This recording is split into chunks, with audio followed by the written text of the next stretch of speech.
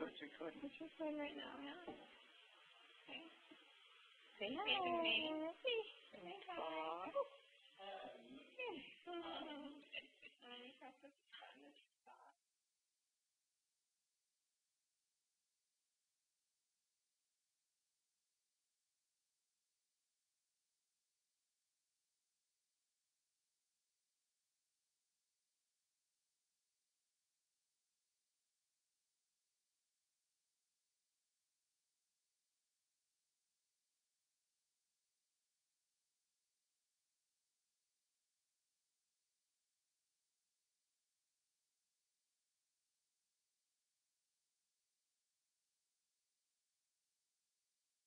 You really need to, yes. The faster you learn your way around campus and around the red tape, the more at ease you will feel, and the better prepared you will be when any issue arises, as they shall fall. Whatever you do, be yourself and enjoy your college experience as much as possible. Get to know your roommate. If you're going to live on campus, it's going to be quite the experience, as the show will tell you. Get to know the others in the resident hall. People you deal with, most of whom are going through similar experience and emotions. Use them as a safety net, not only in your first year, but throughout your college career. You may change roommates after the first semester, or you may stay with the same one all 4 years. Just take your time to get to know your first year buddies. Very important now, be organized. In high school, the teachers tend to lead you through all your homework and due dates. In college, the professors give you the assignment for the entire semester, and you are expected to be prepared. Write an organizer, a wall calendar, whatever it takes for you to know when your assignments are due. Find the ideal place to study. It may be in a dorm room or cozy corner of the library. But find a place that works best for you to get the work done while avoiding as many distractions as possible. Go to class. Very important to go to class. Obvious, yes, maybe, but sleeping in and getting the 8 o'clock class with the intention of more temptation.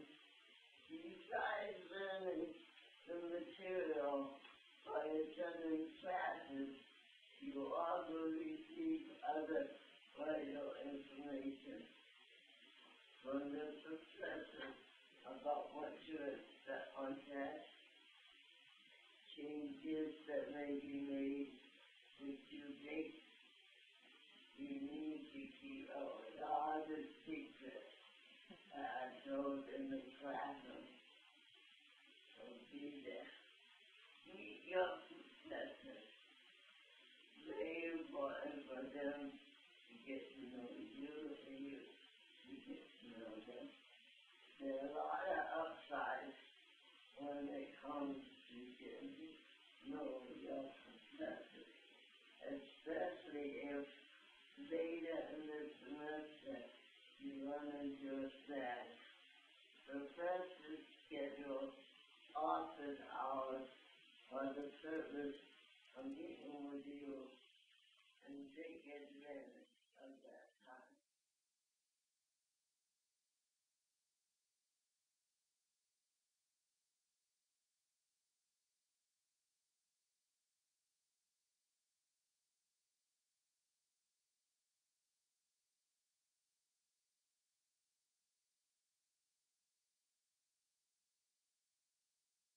Raising your eyebrows, sitting on a drinking straw.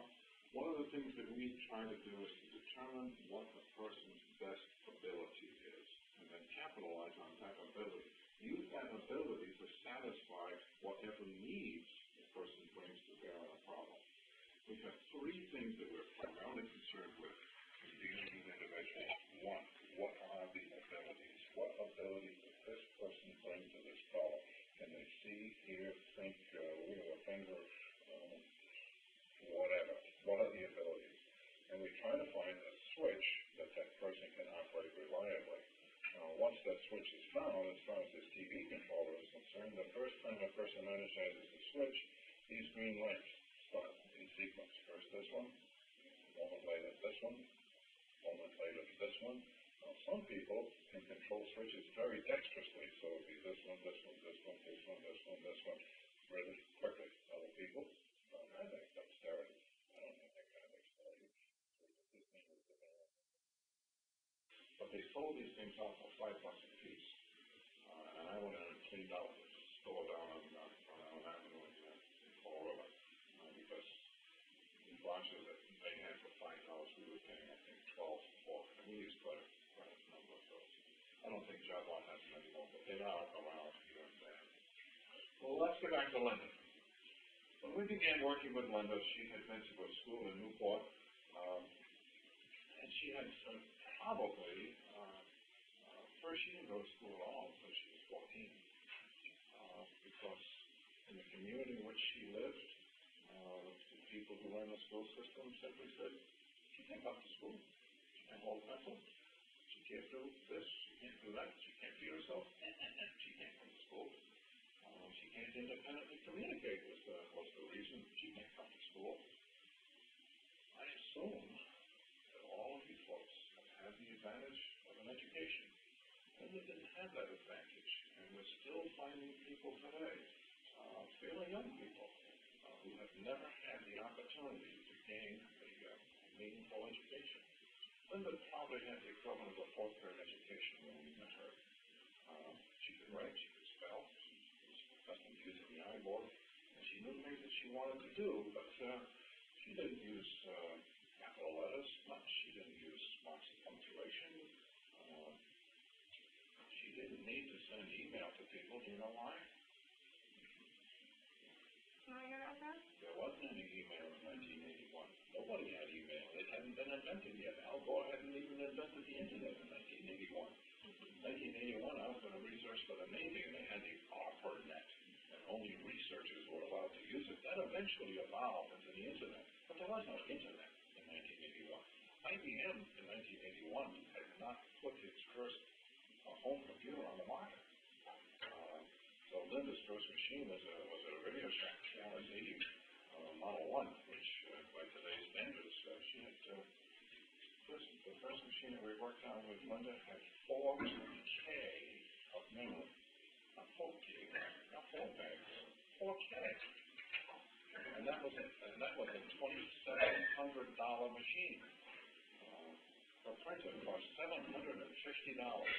And it ran at about a tenth the speed of any printer you could buy today for $29.